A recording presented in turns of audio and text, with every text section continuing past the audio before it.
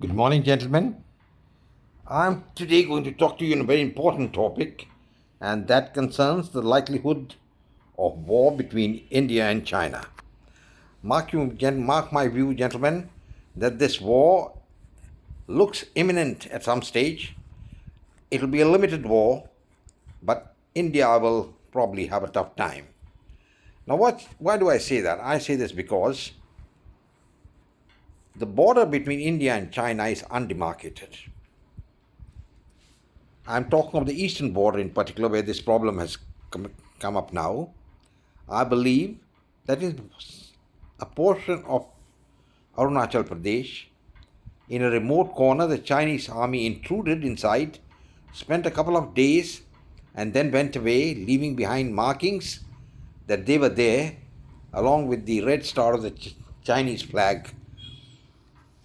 And the Indian army came to know about it only once they went there. That means for about a couple of days the Chinese were there and the Indian army didn't know about it. Basically, this is a sad occurrence and shows that the border is very, very difficult to police, very, very difficult to manage, and that about means that the Chinese know about it, but at the same time they have got their strength on the border and they know the Indian weakness. That point has to be borne in mind. So, gentlemen, what next? What are we going to do? If the Chinese can at will come inside and go away, it is a sign that China doesn't want peace with India. And one thing is very clear.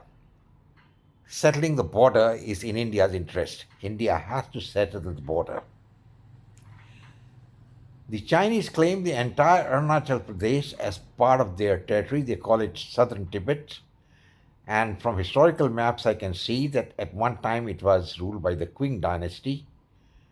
And also, let's be very clear that apart from the days of the British Raj, which established control over this area, that is the Northeast Frontier Agency, or Arunachal Pradesh as we call it now, this area was never under control of any Indian king or empire, whether it was the Magadha Empire or the Gupta Empire, or the Mughal Empire and the Aurangzeb, which were very big empires, but this area was never part of the Indian state.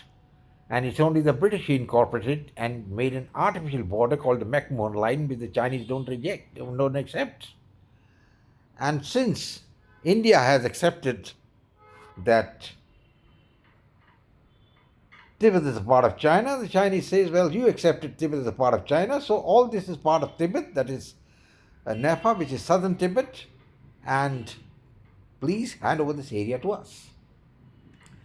So now it's easier said than done because India can't do it, and we have accepted the contention of the British, which was codified in the 1913 Shimla conference, but that doesn't mean anything at all, because the Chinese at that time also didn't sign the agreement, and the Tibetan accepted, but later retracted, and the Chinese, of course, were not in favor of this at all.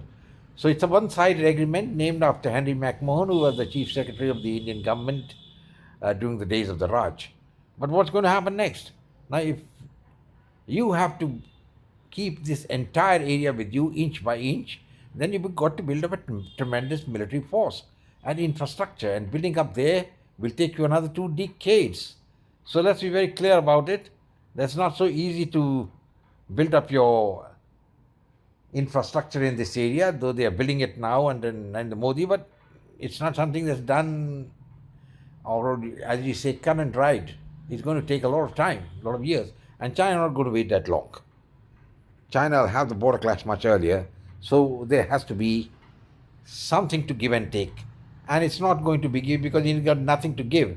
We got nothing to take also. So it is the Chinese which will call the shots. And the question to be answered is, are you going to accept the historical legacy of the Raj, or you want to see the reality? The Chinese have border settlement with Russia, and on the same lines we could think of a settlement with China. But at the same time, it will be the Chinese who will be calling all the shots, otherwise you could be ready for war. Gentlemen, it's not something so easy to talk about here. I can, of course, make a video. I'm saying in my drawing room and talking about it with my knowledge, because I've been this entire area for a long time. I've flown over it, right from Tezpur down to the frontier at Dibrugarh and all those areas. Beautiful places, but that doesn't mean anything as far as Arunachal Pradesh is concerned. It's very sparsely populated, but it's an area rich in minerals, so India would like to keep it, and so would the Chinese.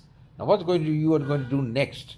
The next is either you beef yourself up and be ready for war, but that as war, I told you, is not going to be easy for India, so the Chinese have all the aces. The Chinese army is fully in control at the moment, and it is the one which is dictating the terms of reference even to the President Xi. And so India's got to be careful now. You've got to have a settlement, and there's no choice about it. The McMohan Line can, of course, be the basis for the settlement, but you'll have to give up a lot of areas in Aksai-Chin and trade it for quick pro quo with asking the Chinese to accept the McMohan Line, as Chou-En Lai had accepted way back, I think, in the 60s. India can appeal to China to accept that. It can only be appealed if the Chinese accept it, good enough. Otherwise, you'll have to face a war. But there's no choice. Please have a settlement now. The clock is ticking, so you've got to hurry.